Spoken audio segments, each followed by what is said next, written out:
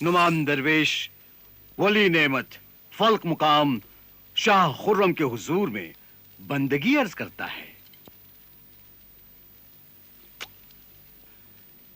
जीते रहो नोमान, जीते रहो मेरे बेटे। खुदा तुम्हारी उम्र दराज करे और तुम हमेशा इसी तरह नेकी के रास्ते पर चलते रहो। अब्बा हुजूर, यह आपकी दुआओं का ही असर है कि मैं आज तक दुनिया की गंदगी और हवस से बचा हुआ हूं। दुआ कीजिए कि मैं मरते दम तक मैं अपने ईमान और अपने मजहब से मुंह न मोड़ूं, खुदा के नाम पर जीऊं और खुदा के नाम पर मरूं। अल्लाह। अब तुम सचमुच अपने खुदा के सच्चे बंदे कहलाने के मुस्तहिक हो, क्योंकि तुम बाप बेटे और खून के रिश्तों से ऊपर उठ चुके हो। वाह वाह वाह वाह। अच्छा बेटा, अगर कल वक्त निकाल सको तो दरबार में आ जाओ। क्यों, खैरियत तो है? तुम तो जानते हो आजकल गुफरान डाकू ने बहुत सर उठा रखा है और हम उसका सर कुचल देना चाहते हैं। और हम ये भी चाहते हैं कि यह काम तुम्हारा छोटा भाई शहजादा जलाल खुद अंजाम दे। मेरी दुआ हमेशा छोटे भाई के साथ है।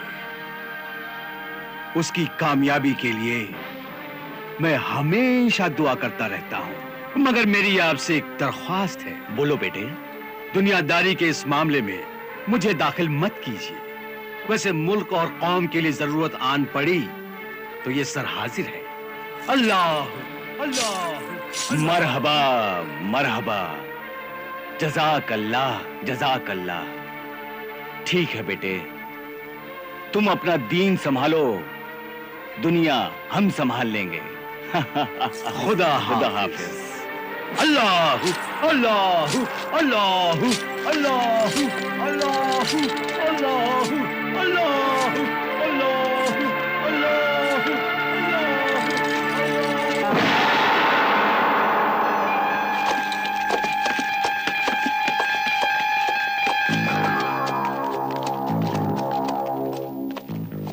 काम हो गया हर्षा?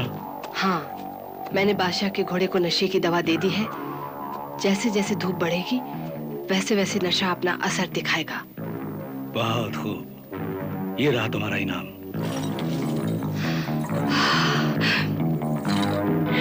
अम्मी जान, आधा वर्ष है।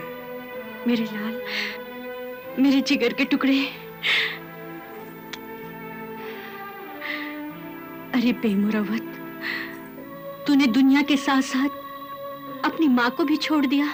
नहीं अम्मी जान, आदमी दुनिया का हर कर्ज चुका सकता है मगर दूध का कर्ज कभी नहीं चुका सकता।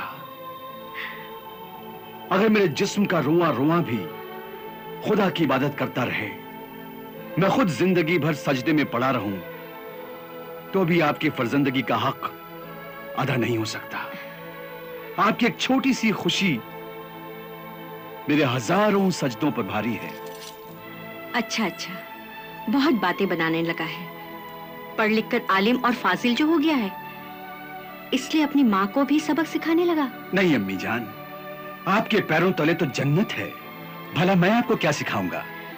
अच्छा, अब आया है तो एक दिन के लिए तो रुक जा, मैं तेरी पसंद के खाने बनवाऊंगी। नहीं अम्मी जान, हम दरवेश लोग रूखी सूखी में बसर कर लेते हैं। शाही खानों और मुर्ग गिज़ाओं से परहेज ही तो हमारा इम्तिहान है।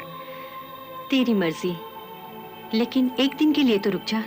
शाम को तेरा भाई जलाल आ जाएगा, उसे भी मिल लेना। अम्मी जान, अपने भाई जलाल की सूरत तो मैं अपने दिल में ही रखता हूं। जब जरा सी गर्दन झुकाता हूं, देख लेता हूं।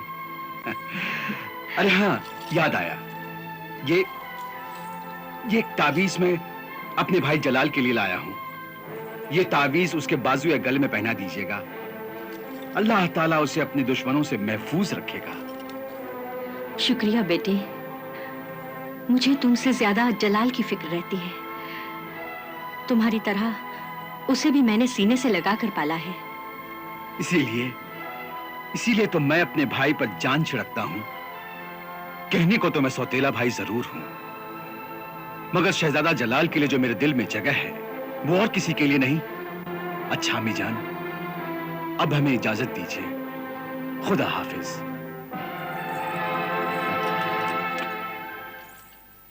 खुदा हाफिज।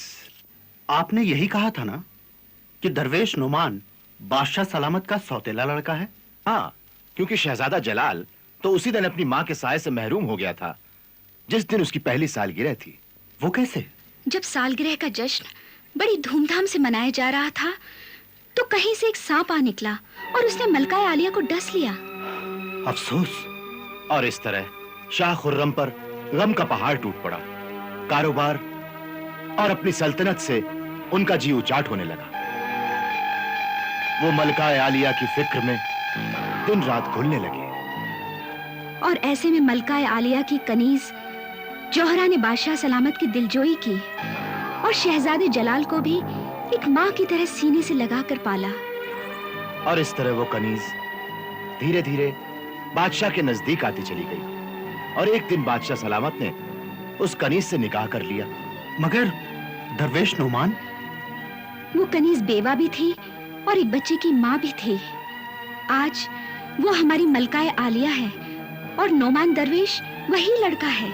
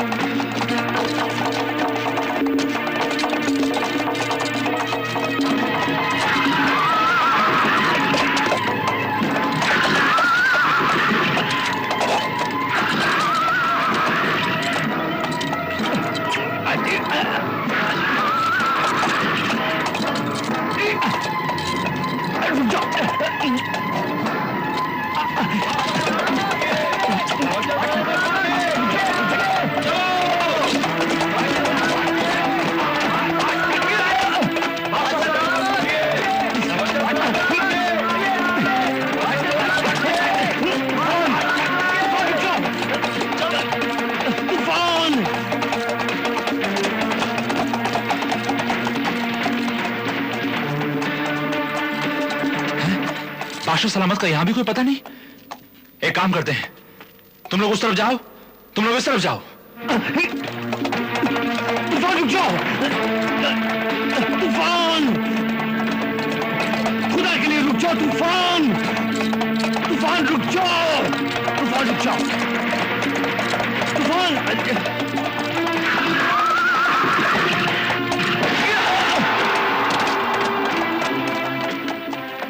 बादशाह सलामत! बादशाह सलामत!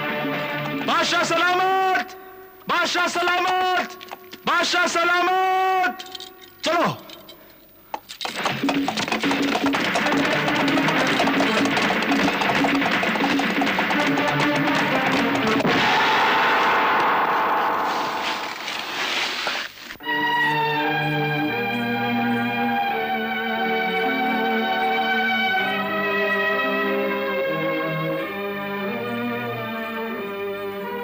आप लोग बादशाह सलामत के साथ शिकार पर गए थे, फिर उन्हें कहां छोड़ आए?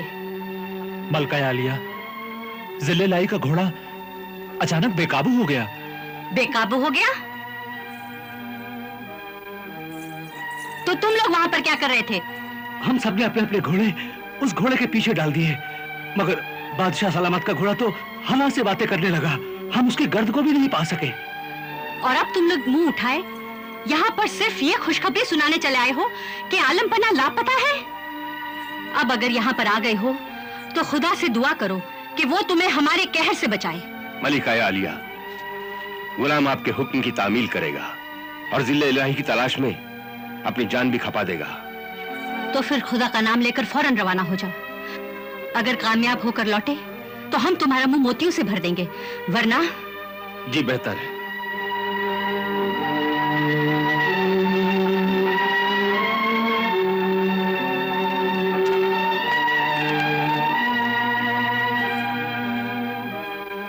वजीर आजम राशिद, शहर में ऐलान करवा दो कि जो कोई भी शख्स बादशाह सलामत की इत्तला देगा या उनकी खबर देगा उसे माला माल कर दिया जाएगा। बेहतर है।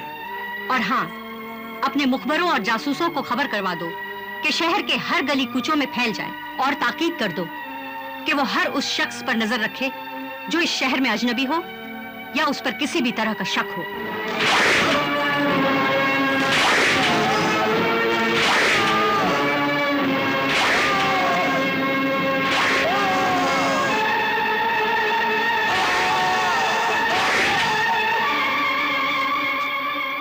बादशाह के वफादार कुत्ते, मैं तुझे ये खुशखबरी सुनाने आया हूं कि तेरा बादशाह शिकारगाह से गायब हो गया और अब हर जगह उसकी तलाश जारी है।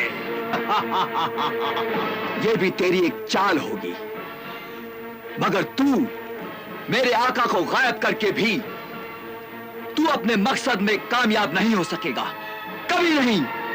जिद्दी बुड्ढे, मैं आखिरी बार तुझसे कहता हूं, अब भी वक्त है, मेरी बात मान ले और मुझे शहजादे जलाल का पता बता दे।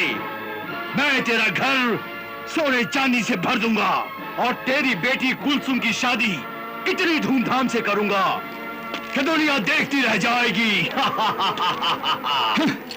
मैं जानता हूं, मैं बहुत अच्छी तरह से जानता हूं कि गद्दारी और नमक हरामी बहुत ऊंचे दामों पर बिकती है। वो हीरे और जवाहरात में तुलती है, मगर उसका अंजाम बहुत बुरा होता है।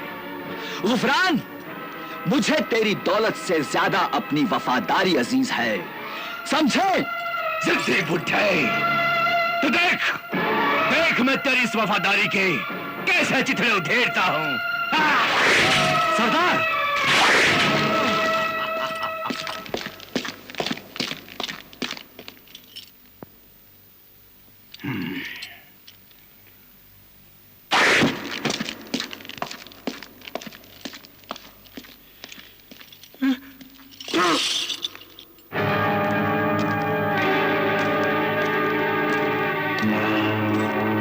हाँ बताओ, तुमने वहां क्या देखा और क्या सुना? जल्दी बताओ, और ये भी बताओ कि वो लोग बादशाह से क्यों मिलना चाहते हैं। इस बात का तो जिक्र ही नहीं आया, मगर हाँ, वो लोग उस अजनबी से जिसका नाम सिंदबाद है, नोमान दरवेश और शहजादे जलाल के बारे में बातें कर रहे थे।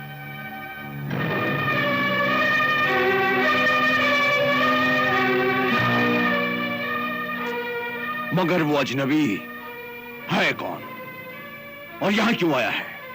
वो शायद निगारिस्तान जाना चाहता है और उसी सिलसिले में बादशाह सलामत से मिलना चाहता था, मगर बादशाह सलामत तो शिकार से लौटे ही नहीं।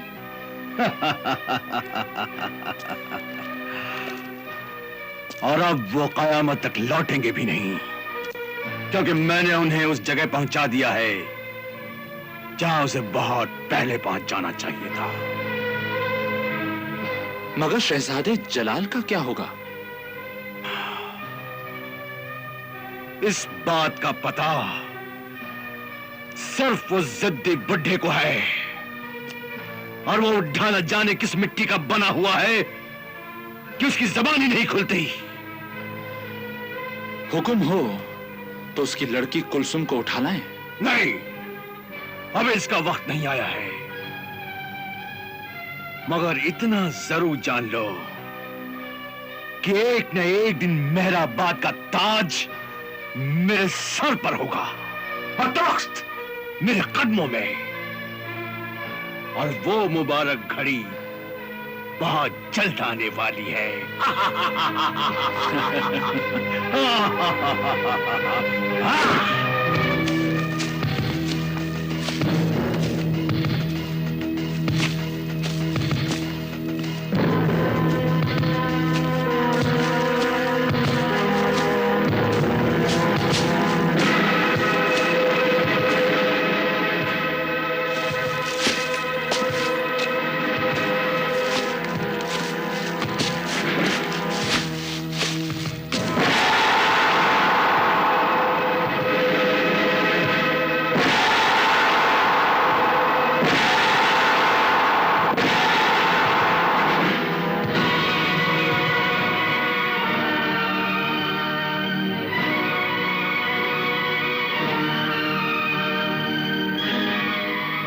बात है अशरफ?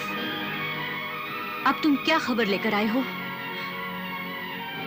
और तुम्हारे साथ ये कौन है? ये शख्स जंगल में रहता है, छोटे मोटे शिकार और खेती बाड़ी करके गुजर बसर करता है। लेकिन ये यहाँ क्यों आया है? इसका बयान है कि जल्दी कहो, रुक क्यों गए? मुझमें इतनी ताकत नहीं कि मैं असलियत बता सकूं। लेकिन हम में सब कुछ सुनने की हिम्मत है। तुम कहो, खौफ खाने की कोई जरूरत नहीं। मलिका आलिया, इसका बयान है कि आलम पना को शेर उठाकर ले गया। नहीं, ये नहीं हो सकता, ऐसा नहीं हो सकता। बताओ, जल्दी बताओ, तुमने क्या देखा? वो दोपहर का वक्त था। मैं ऊंचे दरख्त पर बैठा किसी छोटे मोटे शिकार की ताक में था। फिर मैंने देखा कि शेर बादशाह सलामत को दबोचे हुए नहरे दावर की तराई में जा रहा है। उसके बाद? उसके बाद बादशाह सलामत की एक और दर्द भरी चीख सुनाई दी और फिर सन्नाटा छा गया।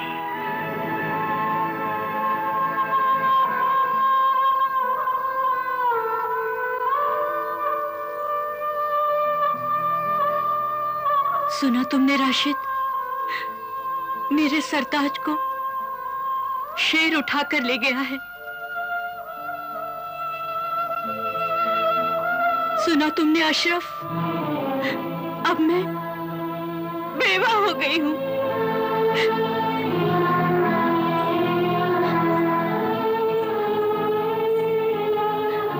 सुना तुमने सईद?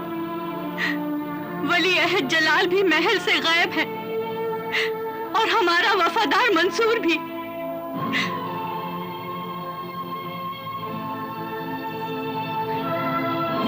कितनी बदनसीब हूं मैं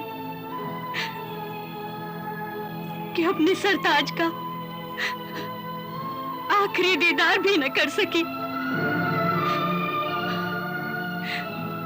मलिका हूं ना, इसलिए खुलकर रो भी नहीं सकती। लेकिन कोई मुझे बताए कि अपने सीने पर दो दो दाग लिए मैं किस तरह जी सकूंगी? इतनी ताकत कहां से लाऊंगी? नहीं, मुझसे ये बोझ नहीं उठेगा। मुझसे ये बोझ नहीं उठेगा। मुझसे ये बोझ नहीं उठेगा। मुझसे ये बोझ नहीं उठेगा। ये बोझ नहीं उठेगा। मलिका आलिया, मुझसे ये बोझ नहीं उठेगा। मलिका आलिया, मुझसे ये बोझ मलिका आलिया नहीं उठेगा।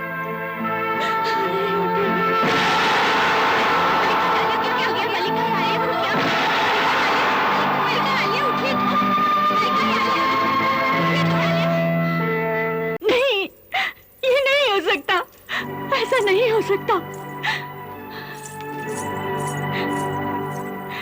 बताओ, जल्दी बताओ, तुमने क्या देखा? वो दोपहर का वक्त था। मैं ऊंचे दरख्त पर बैठा किसी छोटे मोटे शिकार की ताक में था। फिर मैंने देखा कि शेर बादशाह सलामत को दबोचे हुए नहरे दावर की तराई में जा रहा है। उसके बाद? उसके बाद बादशाह सलामत की एक और दर्द भरी चीख सुनाई दी और फिर सन्नाटा छा गया।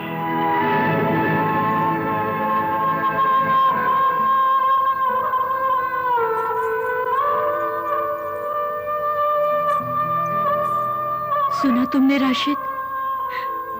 मेरे सरताज को शेर उठाकर ले गया है। सुना तुमने अशरफ? अब मैं बेवा हो गई हूं। मलिका हूं ना, इसलिए खुलकर रो भी नहीं सकती। लेकिन कोई मुझे बताए कि अपने सीने पर 2-2 दाग लिए मैं किस तरह जी सकूंगी? इतनी ताकत कहां से लाऊंगी? नहीं, मुझसे ये बोझ नहीं उठेगा, मुझसे ये बोझ नहीं उठेगा, मुझसे ये बोझ नहीं उठेगा, मुझसे ये बोझ नहीं उठेगा, मुझसे ये बोझ नहीं उठेगा, मलिका आलिया, मुझसे ये बोझ नहीं उठेगा, मलिका आलिया, मुझसे ये बोझ मलिका आलिया, नहीं उठेगा।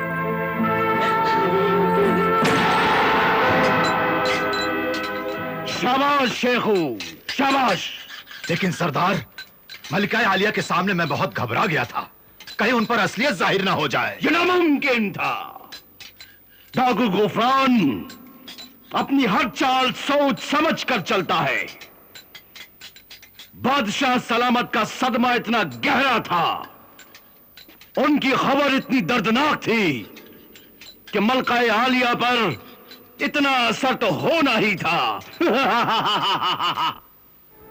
हम कुलसूम के अब्बू का पैगाम तो बादशाह सलामत तक नहीं पहुंचा पाए, लेकिन हम तो जान लें कि ये पैगाम है क्या और इसमें बादशाह सलामत को किस खतरे से आगाह किया गया है। लेकिन किसी दूसरे का खत पढ़ना, दूसरे का राज जानना मुनासिब नहीं है। मैं भी जानता हूं, लेकिन जब तख्तो ताज खतरे में हो, तख्तो ताज का वारिस खतरे में हो, मुल्क और कौम खतरे में हो, तो थोड़ी सी बेउसूली इतनी बुरी नहीं होती।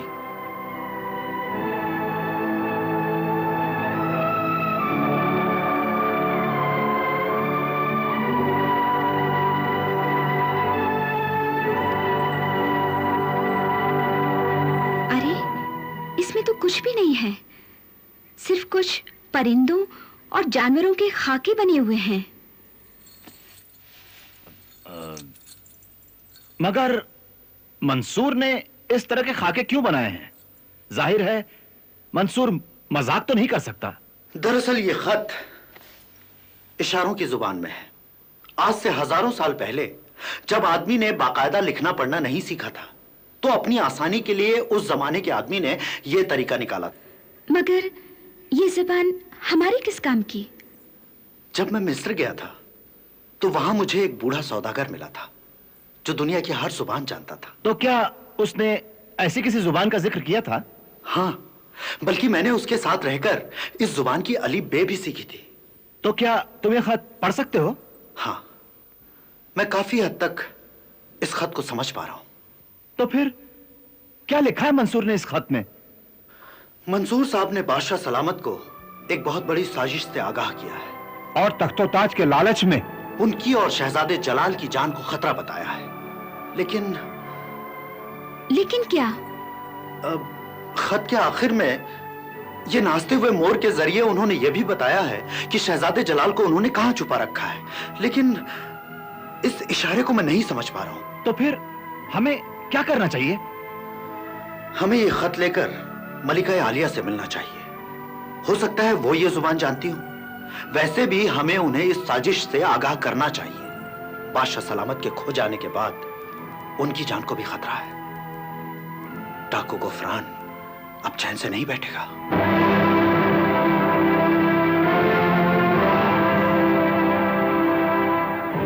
हकीम साहब, अम्मी जान की हालत में कुछ फर्क पड़ा? अभी तक वही सख्ते का आलम है। बेहतरी की कोई उम्मीद? बंदे का काम है कोशिश करना, मगर शफा देना तो उसके हाथ में है। वैसे मैंने अपनी सी कोशिश तो की है, दवा भी बड़ी पुरअसर दी है, मगर बेहोशी इतनी गहरी है कि दवा भी ठीक तरह से काम नहीं कर रही। आइए।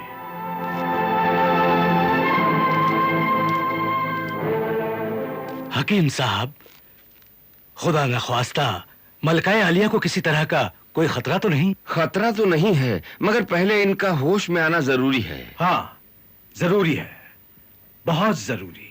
अच्छा, अब मुझे इजाजत दीजिए। खुदा हाफिज। खुदा हाफिज। गुस्ताखी माफ, मगर तख्तो ताज के वारिस की तलाश भी जरूरी है, क्योंकि जो कुछ हुआ है और जो कुछ भी हो रहा है उससे साजिश और खतरे की बू आ रही है। अगर दुश्मन को इस बात की भनक मिल गई कि मुल्क का तख्त और ताज लावारिस है, तो वो फौरन हमला कर देगा। इसलिए यह बेहद जरूरी है कि तख्त के वारिस की तलाश की जाए। जब तक शहजादे जलाल का पता नहीं चलता, तब तक के लिए तख्त शहजादा नौमान को सौंप दिया जाए। बिल्कुल सही मशवरा है। शहजादा नौमान की तख्त नशीनी का ऐलान बेहद जरूरी है। वक्त का तकाजा भी यही है कि हम एक तरफ शहजादा नौमान की तख्त नशीनी का ऐलान कर दें और दूसरी तरफ शहजादा जलाल की तलाश भी जारी रखें। नहीं, यह नामुमकिन है। बचपन से लेकर आज तक मैं शाह खुर्रम के रहमो करम पर पला हूं। उन्होंने बहुत प्यार और शफकत से मेरी परवरिश की है। ये उनका एहसान है जो उन्होंने मुझे अपना बेटा माना। मगर तख्त और ताज का वारिस सिर्फ शहजादा जलाल है, मैं नहीं। यह आपकी बढ़ाई है, शराफत और नेकी है कि आपको तख्त और ताज का लालच नहीं, मगर वक्त का यही तकाजा है कि आप हुकूमत की बागडोर संभाल लें। तुम तो जानते हो, हमें दुनियादारी से कोई लगाव नहीं, कोई उन्स, कोई मोहब्बत नहीं। मैंने अपनी तमाम जिंदगी याद खुदा में गुजारी है और अब बाकी की जिंदगी भी उसी तरह से गुजारना चाहता हूं। मगर ये वक्ती बात है, चंद दिनों की बात है। नहीं, बिल्कुल नहीं। ताकत, और वो भी तख्त और ताज की ताकत, हमारे दिल में हवस पैदा करता है और हवस से लालच बढ़ता है। और लालच वो चीज है जो ईमान को दीमक की तरह से चाट जाता है। लेकिन कुछ नहीं। अब हमारी इबादत का वक्त हो गया है। हमारे मुरीद हमारा इंतजार कर रहे होंगे। हम खुदा से दुआ करेंगे कि वो हमें शहजादे जलाल की सूरत दिखा दे और हमारे अम्मी जान को भी होश मिला दे। अल्लाहु अल्लाहु अल्लाहु। बादशाह हमारे कब्जे में है। मलिका बेहोश पड़ी है और शहजादा लापता है। बादशाह के ज्यादातर वफादार कुत्ते हमारी कैद में हैं और जो आजाद हैं वो इतने घबराए और परेशान हैं कि हमें कुछ सूझ नहीं रहा। आप दुरुस्त फरमा रहे हैं हुजूर। सारे दरबारी, फौज के आला अफसर और आवाम पर परेशानियों के बादल छाए हुए हैं। इसीलिए हमें इस मौके का पूरा फायदा उठाना चाहिए। मेहराबाद की सरहदों पर हमले शुरू कर दो। वहां के जागीरों और सूबों को लूट लो। वहां उनके किलों पर हमारा परचम लहरा दो। मगरिब, मशरिक, शुमाल, जुनूब, हर तरफ से हमले शुरू कर दो। और मेहराबाद के सिपह सालार, आपको मालूम है ना आपको क्या करना है? जी हुजूर। मेहराबाद के सिपह सालार होने की हैसियत से मलिका आलिया की रजामंदी से मैं फौज को सल्तनत के चारों तरफ फैला दूंगा ताकि आपको मैदान खाली मिल सके। हाँ, और हम मेहराबाद के उस खाली मैदान में आएंगे, जरूर आएंगे और कभी वापस लौटकर नहीं जाएंगे। वहां के तख्त और ताज पर हम कब्जा करेंगे और हम वहां के बादशाह बनेंगे। बादशाह।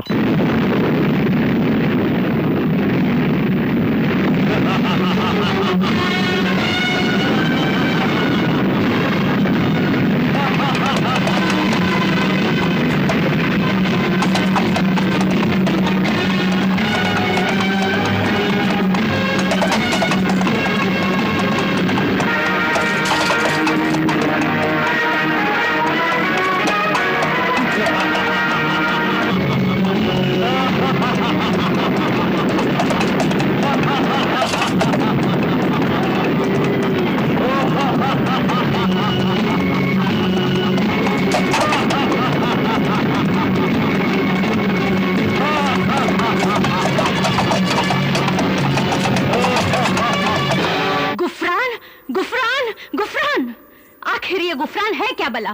कौन है और कहां से आया है? उसने अचानक सर उठाया है मलिका आलिया। अचानक सर उठाया है? बहुत खूब। एक तरफ तो मुट्ठी भर डाकू है, दूसरी तरफ हमारी पूरी फौज है, जाली सिपाहियों के दोस्त हैं। उसके बाद भी उसने एक एक करके हमारी कई सूबों पर अपना मनहूस परचम लहरा दिया। अगर यही हाल रहा तो एक दिन वो आएगा जब डाकू गुफरान सल्तनत मेहराबाद की ईंट से ईंट बजा देगा। हमारा भरा पूरा शहर कब्रिस्तान बनकर रह जाएगा। ऐसा नहीं होगा मलिका आलिया।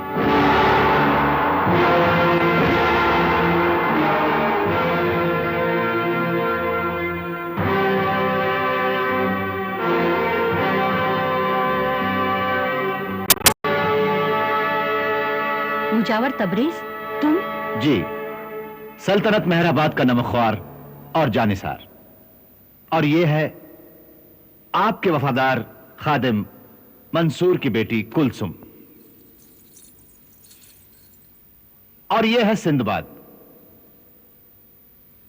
जो निगारिस्तान के सफर पर निकला था, मगर यहां के हालात देखकर हमारी मदद करने पर तैयार हो गया है। सिंदबाद?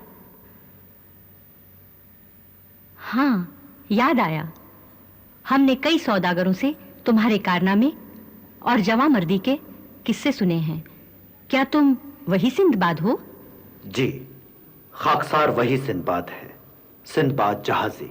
लेकिन तुम हमारी किस तरह मदद कर सकते हो? मैं आपको डाकू गुफरान के बारे में बहुत कुछ बता सकता हूं, और यह भी बता सकता हूं कि शहजादा जलाल और आपका वफादार मंसूर और दूसरे लोग कहां हैं। तो फिर देर किस बात की है? गुस्ताखी माफ, ये राज की बात है। मैं सिर्फ तन्हाई में आपको बता सकता हूं। तखलिया।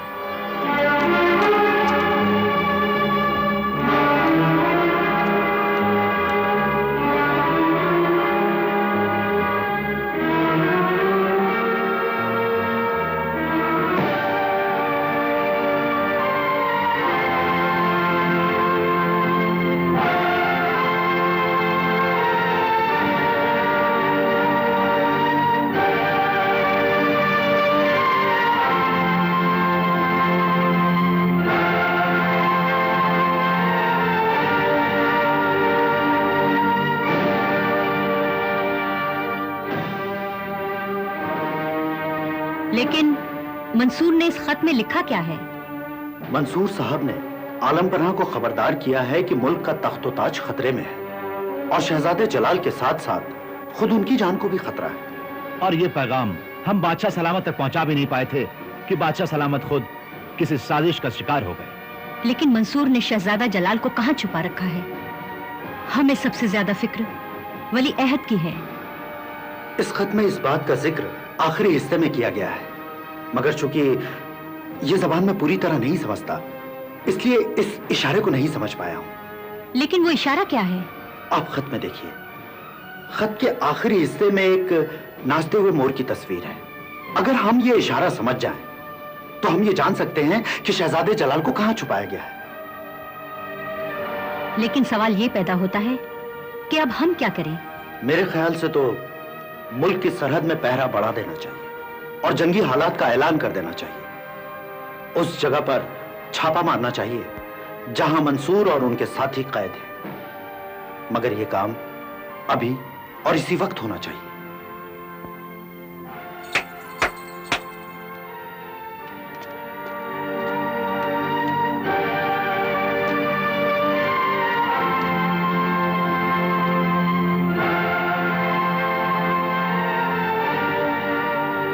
सरहदों का पहरा सख्त कर दो, मुल्क में जंगी हालात का ऐलान कर दो, तोप खाना तैयार रखो।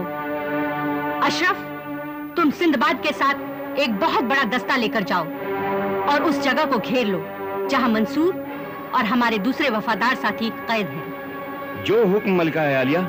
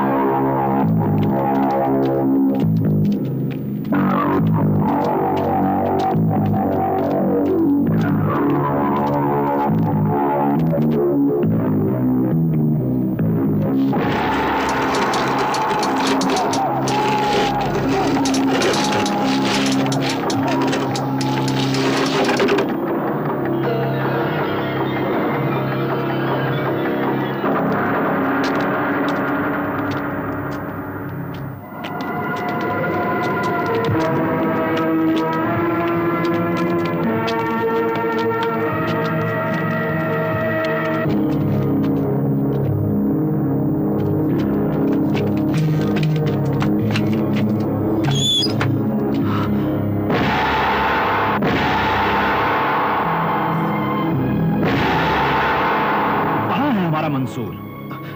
उन्हें इसी जगह इन्हीं जंजीरों से जकड़ा गया था, मगर दुश्मन शायद हमसे भी ज्यादा तेज है। यानी जहां से हम चले थे फिर वहीं आ गए? दुश्मन हमें मात पर मात दे रहा है और हमें पीछे हटना पड़ रहा है। कोई बात नहीं, शेर भी अपने शिकार पर झपटने से पहले 4 कदम पीछे हटता है, मगर जब वो हमला करता है तो फिर शिकार को सांस लेने की मोहलत भी नहीं मिलती। आओ चलें।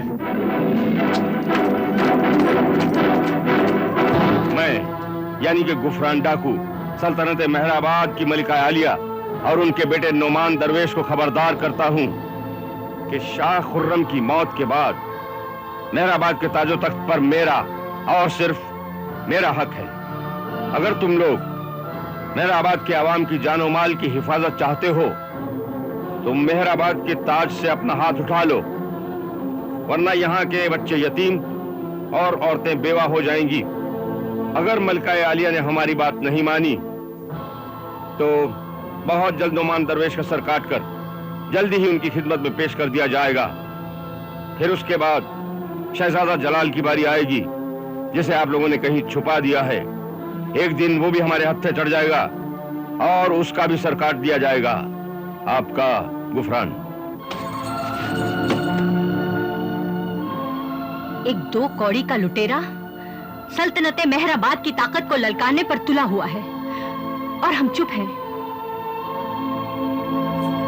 वो मेहराबाद के तख्तो ताज पर अपना हक जताता है और हमारे माथे पर शिकन तक नहीं आती। वली अहद जलाल और नोमान दरवेश को कत्ल करने की धमकी देता है और हम पर कोई असर नहीं होता। बड़े शर्म की बात है। लेकिन अब हम दुश्मन के हर खतरे का मुकाबला करने के लिए तैयार हैं। मगर ये मत भूलो कि उसने शहजादा जलाल और नोमान दरवेश को कत्ल करने की धमकी दी है और हमें नोमान से ज्यादा शहजादे जलाल की फिक्र है। मलिका आलिया, जो खत सिंदबाद ने दिया था उसका इशारा अगर समझ में आ जाए तो हम शहजादा जलाल तक आसानी से पहुंच सकते हैं। बिल्कुल दुरुस्त मशवरा है, लेकिन सवाल ये उठता है कि इस खत की जबान को कौन समझ सकता है? मलिका आलिया, नोमान दरवेश ने अपनी सारी जिंदगी इल्म हासिल करने में गुजार दी है। हो सकता है उन्होंने ये जबान भी सीख ली हो। क्यों ना उनसे मिल लिया जाए? तुम्हारा ख्याल दुरुस्त है। हम इसी वक्त अपने बेटे नोमान दरवेश की खानकाह पर जाएंगे।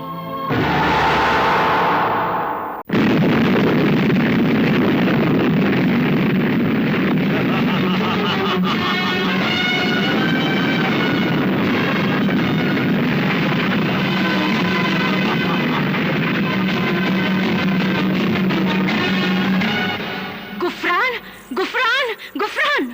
आखिर ये गुफरान है क्या भला? कौन है और कहां से आया है? मैं यानी कि गुफरान डाकू सल्तनत मेहराबाद की मलिका आलिया और उनके बेटे नोमान दरवेश को खबरदार करता हूं कि शाह खुर्रम की मौत के बाद मेहराबाद के ताजो तख्त पर मेरा और सिर्फ मेरा हक है। अगर मलिका आलिया ने हमारी बात नहीं मानी तो बहुत जल्द नोमान दरवेश का सर काटकर जल्दी ही उनकी खिदमत में पेश कर दिया जाएगा। फिर उसके बाद शहजादा जलाल की बारी आएगी, जिसे आप लोगों ने कहीं छुपा दिया है। एक दिन वो भी हमारे हत्थे चढ़ जाएगा और उसका भी सर काट दिया जाएगा। आपका गुफरान। एक 2 कौड़ी का लुटेरा सल्तनत मेहराबाद की ताकत को ललकारने पर तुला हुआ है और हम चुप हैं। लेकिन अब हम दुश्मन के हर खतरे का मुकाबला करने के लिए तैयार हैं। मगर ये मत भूलो कि उसने शहजादा जलाल और नोमान दरवेश को कत्ल करने की धमकी दी है और हमें नोमान से ज्यादा शहजादे जलाल की फिक्र है। मलिका आलिया, जो खत सिंदबाद ने दिया था उसका इशारा अगर समझ में आ जाए तो हम शहजादा जलाल तक आसानी से पहुंच सकते हैं। बिल्कुल दुरुस्त मशवरा है, लेकिन सवाल ये उठता है कि इस खत की जबान को कौन समझ सकता है? मलिका आलिया, नोमान दरवेश ने अपनी सारी जिंदगी इल्म हासिल करने में गुजार दी है।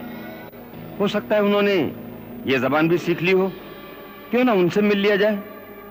तुम्हारा ख्याल दुरुस्त है।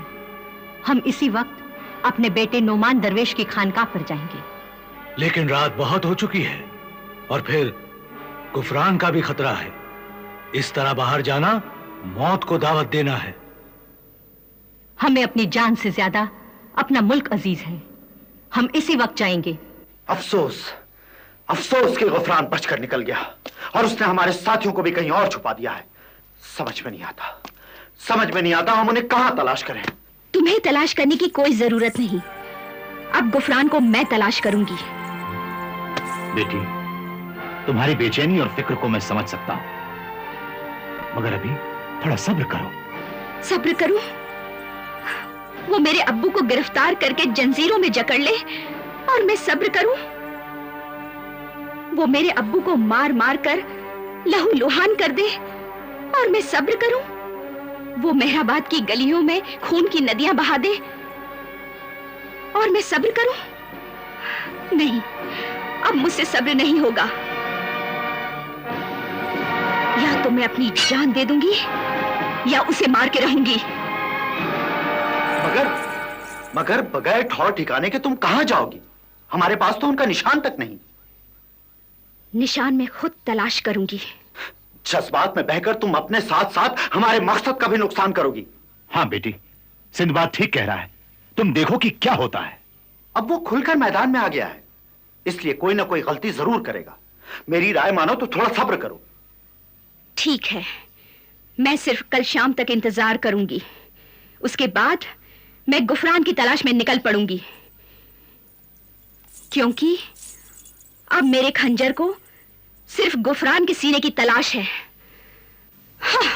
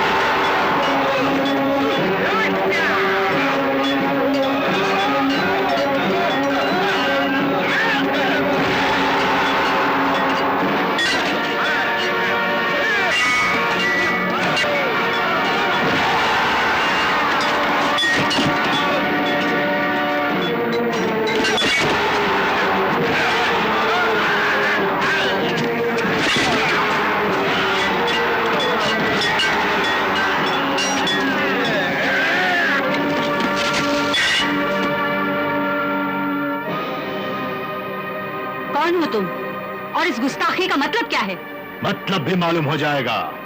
इस वक्त आप गुफरान की मेहमान हैं। मलका आलिया को इज्जत के साथ ले चलो।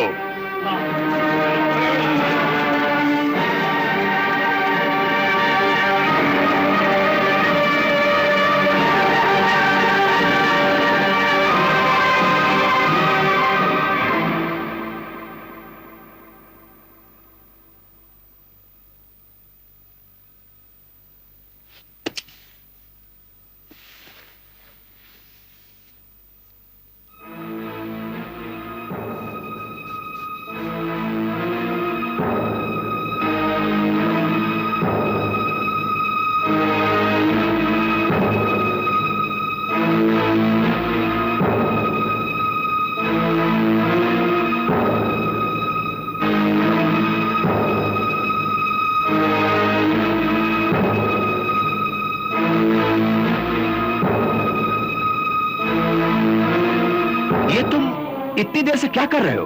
ये क्या हो रहा है? शहजादे जलाल का पता इस नाचते हुए मोर की तस्वीर में छुपा है। वो तो है, मगर ये सब? मैंने ये मोर की तस्वीर हूबहू वैसी ही बनाई है जैसे कि इस खत में है। इसे जरा गौर से देखिए। क्या है इसमें? इसके पैरों में घुंघरू बंधे हैं। वाकई बड़ी अजीब बात है, नाचते हुए मोर के पैरों में घुंघरू। मगर सोचने की बात यह है कि मोर के पैरों में घुंघरू क्यों बंधे हुए हैं? क्या इस शहर में कोई रक्कासा है? मेरा मतलब है कोई गुलूकारा या नाचने वाली? हाँ है, इस शहर की मशहूर रक्कासा जिसका नाम है गुलरू। गुलरू। इस रक्कासा का मंसूर साहब से, शहजादे जलाल से या शाही खानदान से कोई रिश्ता है? हाँ, वो किसी जमाने में मलिकाए आलिया की वफादार कनीज थी, दरबारी रक्कासा भी और अब्बू जान की मुंह बोली बेटी भी। तो बस समझ लो कि शहजादे जलाल का पता मिल गया। वो कैसे?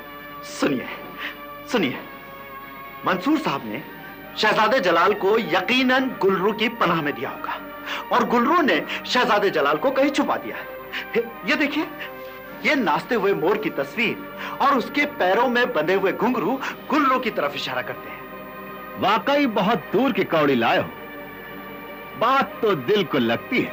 तबरेज साहब, अस्सलाम वालेकुम। वालेकुम अस्सलाम।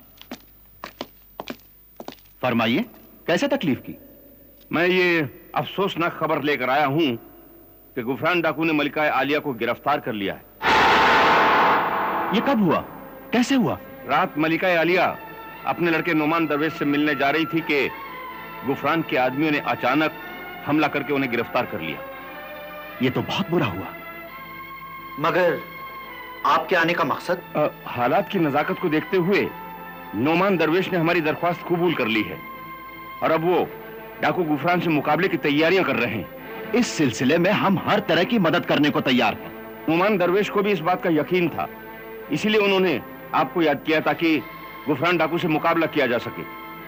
तो ठीक है, हम सुबह होते ही नोमान दरवेश के हुजूर में हाजिर हो जाएंगे। जी बेहतर है। अच्छा, अब मुझे इजाजत दीजिए। खुदा हाफिज। खुदा हाफिज।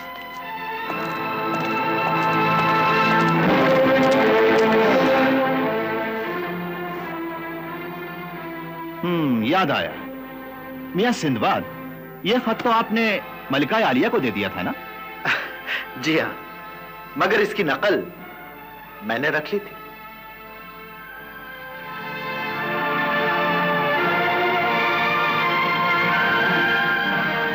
मगर तुम्हारे पास इस बात का क्या सबूत है कि शहजादा जलाल का पता गुलरू के पास होगा? इस खत में यही लिखा है।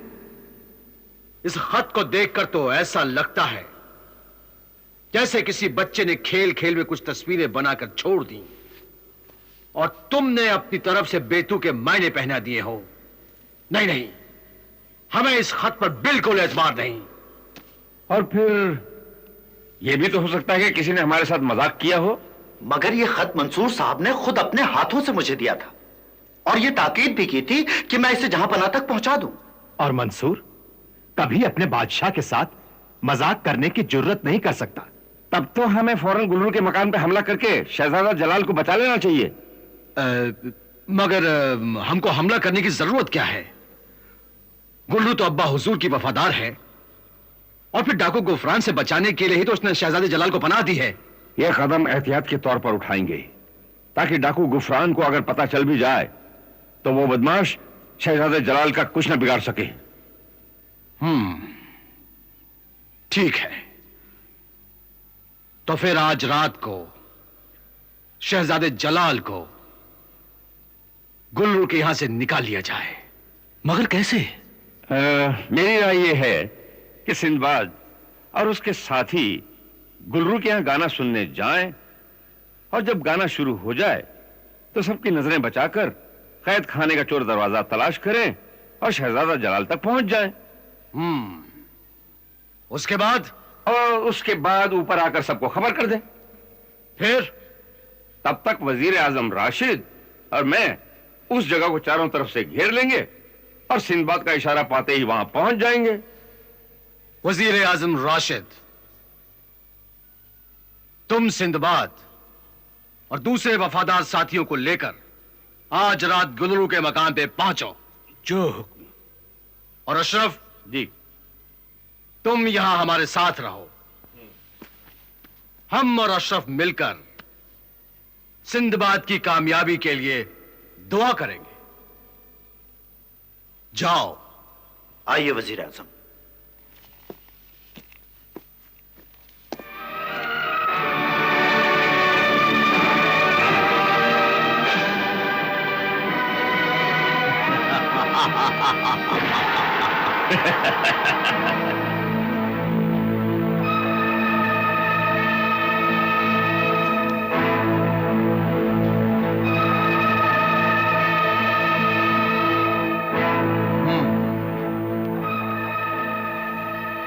अगर वाकई यह खत मंसूर ने लिखा है तो शहजादा जलाल वहीं मिलेगा जहां का पता इस खत में लिखा है।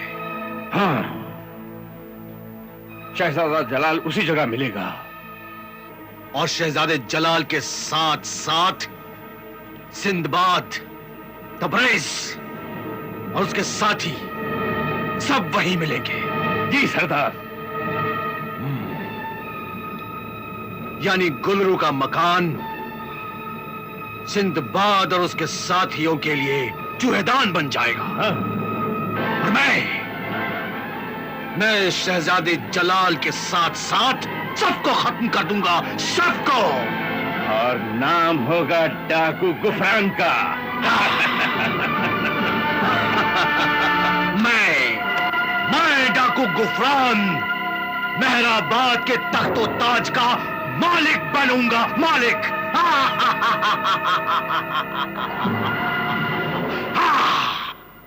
तुम फिक्र मत करो, शहजादा जलाल गुलरू की हिफाजत में है और जब तक गुलरू जिंदा है शहजादे पर कोई आंच नहीं आ सकती। हमें तुम पर पूरा भरोसा है, मगर अब शहजादे जलाल को यहाँ से निकालना जरूरी है। इसके पहले कि दुश्मन शहजादे जलाल पर हाथ डाले, उन्हें यहाँ से ले जाना होगा। शाही महल पहुंचकर वो हर खतरे से बाहर हो जाएंगे। उसके बाद उनके भाई नोमान दरवेश खुद उनकी हिफाजत कर लेंगे। इसलिए तुम हमें फौरन शहजादे जलाल तक पहुंचा दो। मैं अभी आपकी अमानत आपके हवाले करती हूँ। आइए।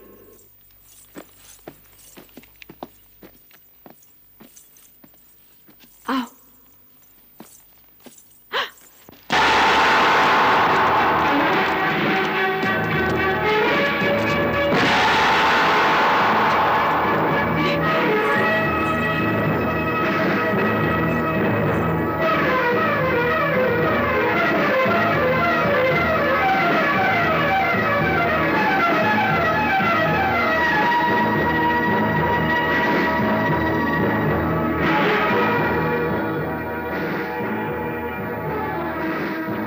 दुश्मन की नजर में आ चुके हैं।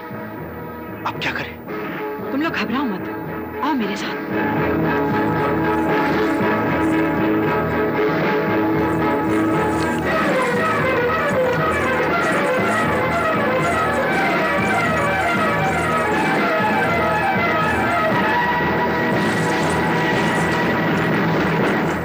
ये रास्ता तहखाने में जाता है, जहां तुम्हें शहजादा जलाल मिलेंगे। उन्हें लेकर सुरंग के रास्ते से दूसरी तरफ से निकल जाना। तब तक मैं इन डाकुओं को संभालूंगी। अच्छा, चलो तब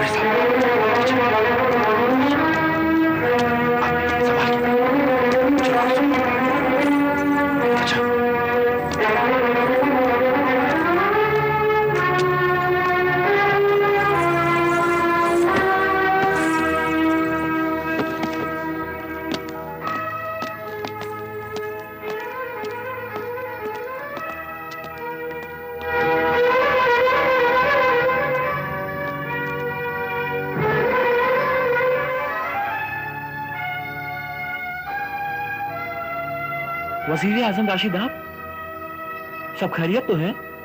शहजादा जलाल बहुत गजब हो गया। गजब हो गया? हाँ।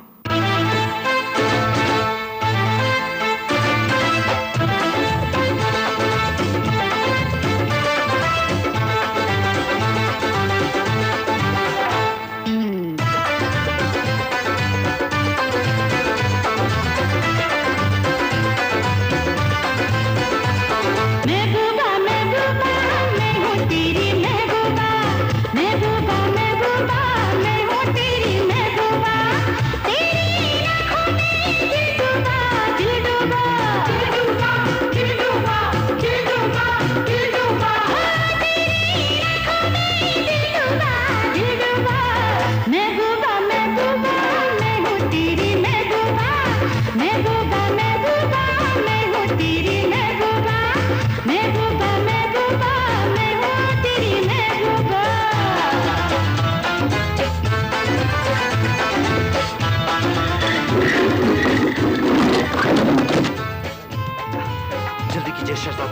दुश्मन सर पे आ पहुंचा है, मगर आप खतरे से बाहर हैं। मगर गुल्लू का क्या होगा? आप उसकी फिक्र मत कीजिए। आप लोग चलिए चलिए चलिए, आप लोग जल्दी।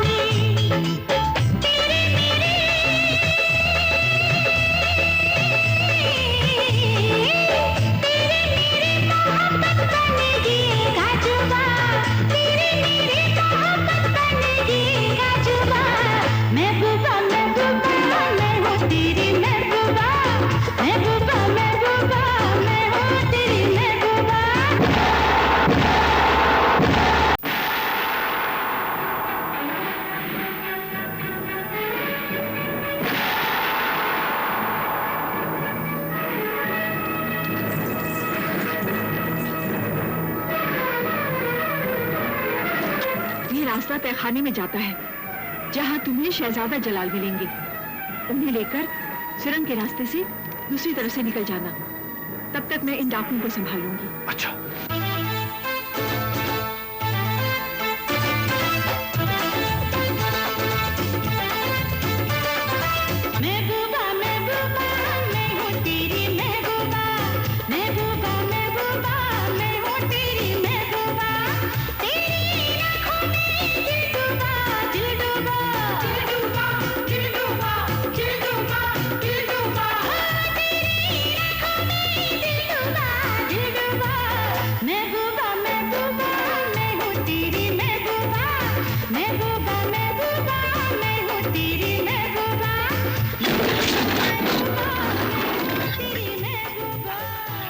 शहजादे, दुश्मन सर पे आ पहुंचा है, मगर आप खतरे से बाहर हैं।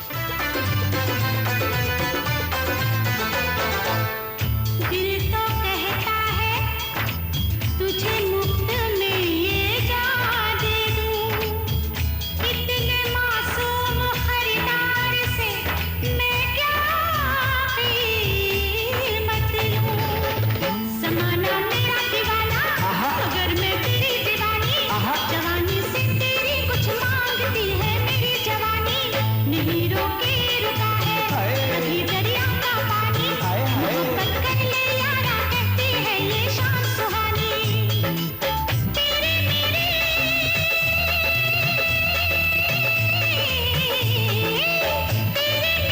मोहब्बत बनेगी गाजुबा, तेरे मेरे मोहब्बत बनेगी गाजुबा। महबूबा महबूबा मैं हूँ तेरी महबूबा, महबूबा महबूबा मैं हूँ तेरी महबूबा। महबूबा महबूबा नहीं तो तेरी महबूबा, महबूबा महबूबा तू है मेरी महबूबा, महबूबा महबूबा तू है मेरी महबूबा। तेरी इन आंखों में मैं डूबा, मैं डूबा, महबूबा महबूबा महबूबा महबूबा। तेरी इन आंखों में मैं डूबा, मैं डूबा, महबूबा महबूबा तू है मेरी महबूबा, महबूबा महबूबा तू है मेरी महबूबा, महबूबा महबूबा तू है मेरी महबूबा।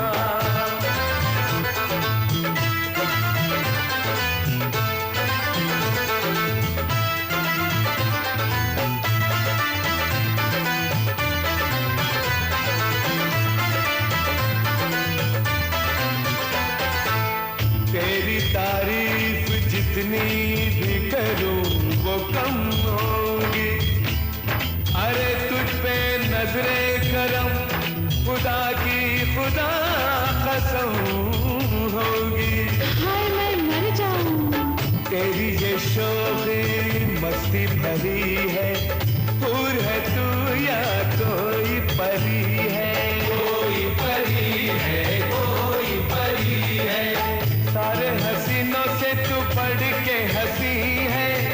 तेरी मिसाल कहीं दुनिया में नहीं है, दुनिया में नहीं है, दुनिया में नहीं है।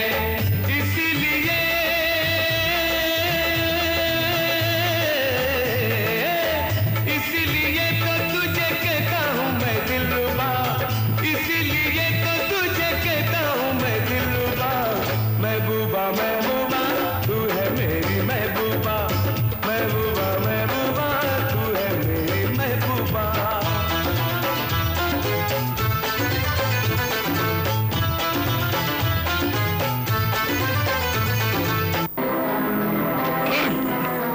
अब ये तमाशा बंद करो और मेरे रास्ते से हट जाओ। मैं कोई रास्ते का पत्थर नहीं जो इतनी आसानी से हट जाऊं। खामोश! शहजादा जलाल को मेरे हवाले करो और नाम मारने के लिए तैयार हो जाओ।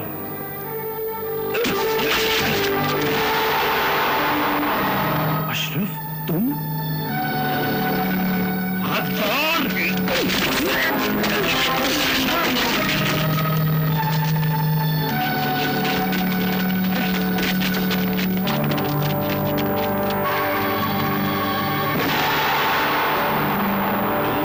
बारे में जान तो चुके हो, मगर ये बताने के लिए तुम जिंदा नहीं बचोगे। गद्दार, नमक हराम, धोखेबाज। कह लो, और जो जी में आए सो कह लो। मरने से पहले निकाल लो अपने दिल की सारी भड़ास। हाँ, तुम्हारी कोई आखिरी ख्वाहिश हो तो वो भी बता दो। मरने से पहले मैं तेरे मुंह पे थूकना चाहता हूं।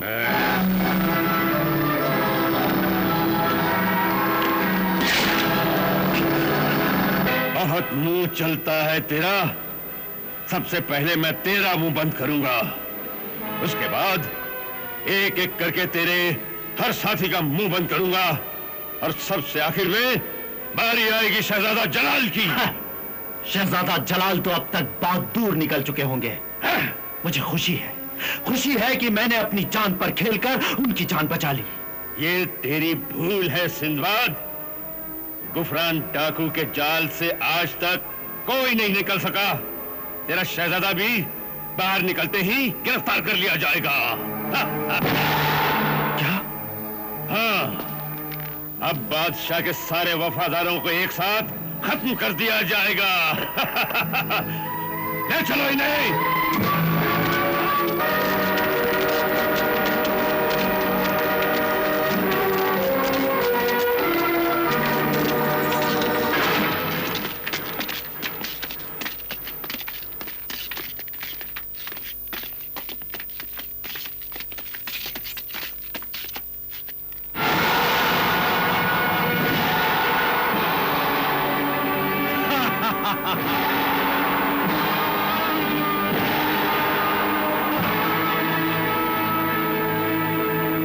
गिरफ्तार कर लो।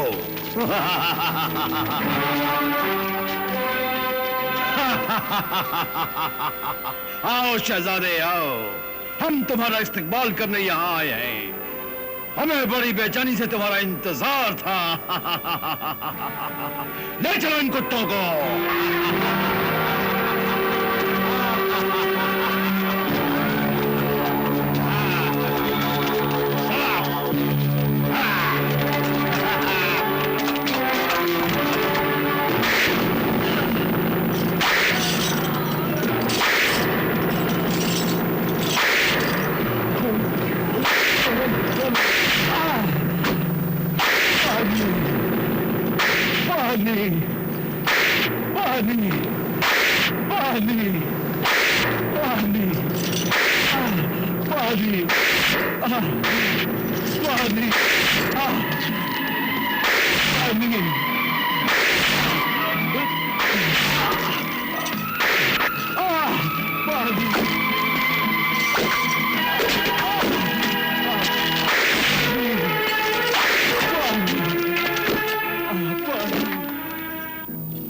वफादार कुत्ते, तू अपनी जिद पे अड़ा हुआ था ना।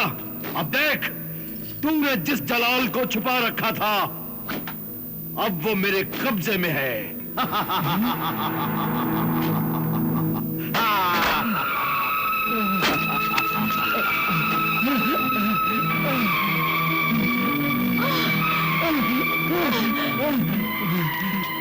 शहजादा जलाल, वज़ीर आज़म,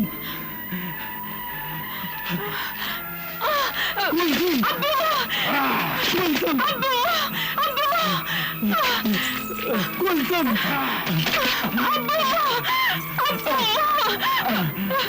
क्यों? देख ली ना गुफरान की ताकत? सिंदबाद निगारिस्तान के सफर पर निकले थे ना, उस अंधी लड़की की आंखों को ठीक करने के लिए। क्यों मुजावर तबरेज, तुम तो बादशाह के वफादार थे ना? बादशाह ने तो तुझे तेरी वफादारी का सिला नहीं दिया, मगर हम तुझे तेरी वफादारी का सिला जरूर देंगे। मैंने तुम और तुम जैसे वफादार कुत्तों के लिए एक मजेदार सजा सोच रखी है। हाँ, मैं तुम सबको जिंदा जला दूंगा।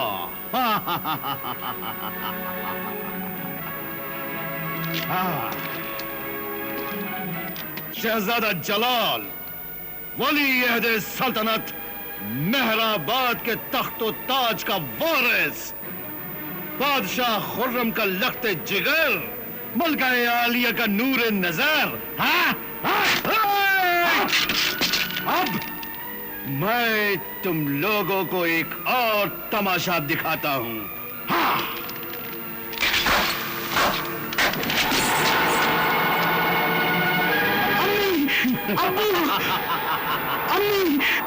जलाल, बादशाह सलामत, मलिका आलिया, आप जिंदा हैं। खुदा का लाख लाख शुक्र है। गुफरान, इन्हें छोड़ दे। गुफरान, इन्हें छोड़ दे इन्हें गुफरान। अभी इतना ही काफी है। तुम लोगों ने अपने बादशाह और मलका आलिया का दीदार कर लिया ना, बस ये आखिरी दीदार है, क्योंकि इसके बाद तुम लोग इनके मरे हुए मुंह देखोगे। हाँ, कल सुबह शहजादा जलाल के साथ साथ इन्हें भी कत्ल कर दिया जाएगा। उसके बाद तबरेज तुम्हें और तुम्हें बादशाह सलामत, मलका आलिया और शहजादे जलाल का कातिल बनाकर मुल्क के लोगों के सामने पेश किया जाएगा, और वो खुद फैसला करेंगे कि तुम लोगों को कैसी मौत मारा जाए। हमें बादशाह सलामत के साथ साथ मलका आलिया और शहजादे जलाल को भी हर तरह का आराम दिया जाए, क्योंकि कल सुबह उन्हें एक लंबे सफर पे जाना है। ले जाओ इन सबको।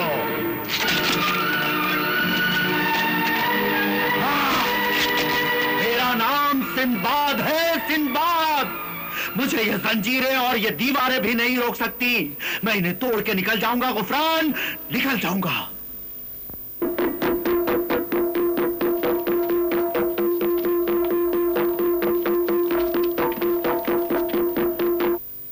मेहराबाद के बाशिंदों, शाह खुर्रम के वफादारों, मैं बहुत ही रंज और अफसोस के साथ ये ऐलान करने पर मजबूर हूं कि डाकू गुफरान ने शाह खुर्रम, मलका आलिया और शहजादे जलाल को कत्ल करके उनकी लाशों को दरिया में बहा दिया है।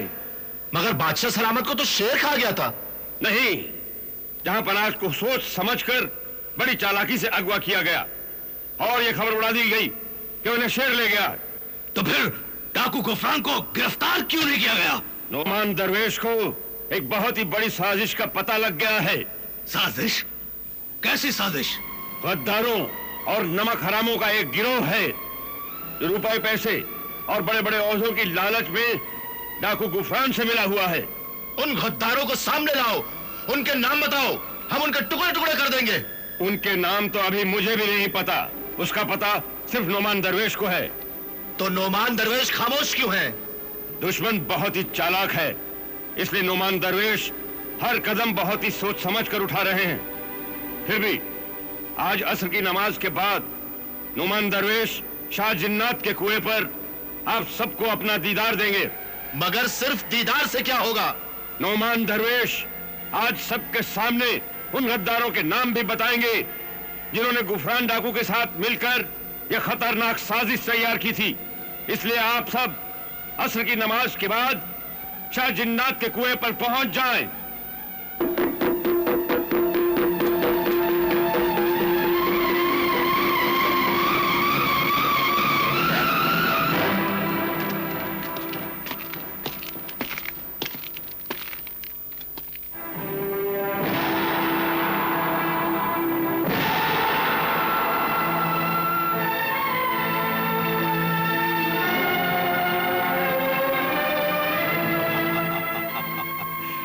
बादशाह सलामत, मलकाए आलिया और शहजादे जलाल की खिदमत में डाकू गुफरान का आदाब। अरे बुज़दिल भेड़िए, डाकुओं के भी कुछ असूल होते हैं, मगर तेरा तो कोई उसूल नहीं।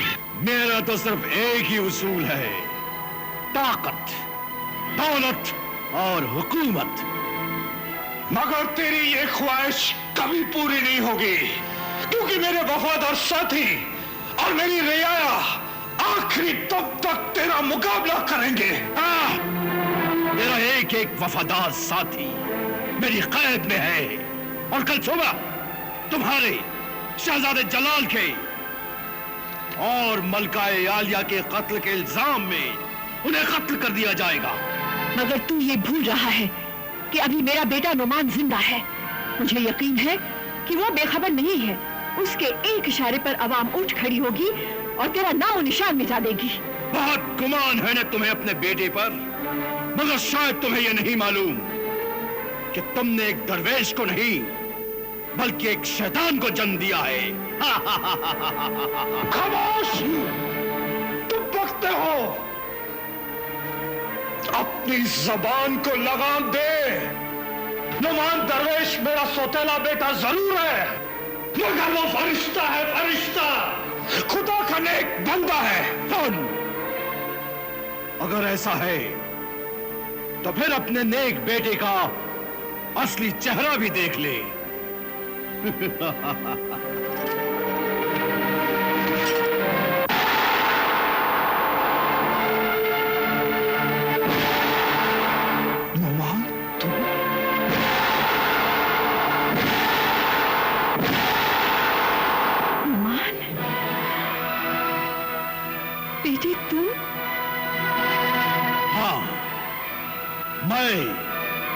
डाकू गुफरान यानी कि नुमान दरवेश। भाईजान, अगर तख्त और ताज के लिए आपने ये सब किया है तो आप मुझसे कहते थे, मैं खुद ही आपके रास्ते से हट जाता भाईजान। मगर वो तुम्हारी दी हुई भीख होती और मैं हर चीज ताकत से हासिल करना चाहता हूं। मगर इसका अंजाम क्या होगा ये जानता है तू? अंजाम मेरा नहीं बल्कि तुम्हारा होगा। मुझे तो तख्त और ताज मिलेगा, मगर तुम्हें मिलेगी सिर्फ 2 गज जमीन। अरे नमक हराम, ये तो सोच कि तू शाह के टुकड़ों पर पला है। यही सोचकर तो मैंने इन्हें अभी तक जिंदा रखा है, वरना ये दोनों कब के अपने खुदा से जा मिले होते। अरे एहसान फरामोश, अब भी वक्त है, अपने गुनाहों से तौबा कर ले। यानी अपनी बरसों की मेहनत पर पानी फेर दूं? नहीं, ये कभी नहीं हो सकता अम्मी जान। खबरदार कि मुझे अपनी गंदी जबान से मां कहा। मैं तुझ जैसे गद्दार का सर तो कुचल सकती हूँ, लेकिन बेटा कहकर उसे सीने से नहीं लगा सकती।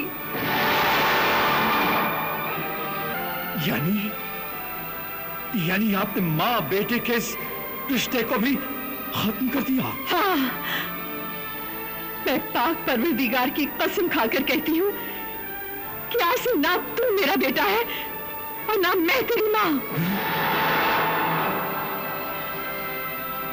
मगर मैं अब भी आपको अपनी मां मानता हूं और इसीलिए कहता हूं, आप मेरे साथ आ जाइए। मैं आपको आराम से रखूंगा और जिंदगी भर आपकी खिदमत करूंगा। मैं अपनी जान दे दूंगी, लेकिन तुझ जैसे जलील इंसान का एहसान कभी नहीं लूंगी। मगर इतना याद रख, जब कभी भी मुझे मौका मिला तो मैं तुझे उन्हीं हाथों से कत्ल कर दूंगी जिनसे कभी तुझे छुड़ा छुड़ाया था। हो सकता है कि आपकी ये तमन्ना क़यामत के दिन पूरी हो। अच्छा, खुदा हाफिज। अब क़यामत के दिन मिलेंगे।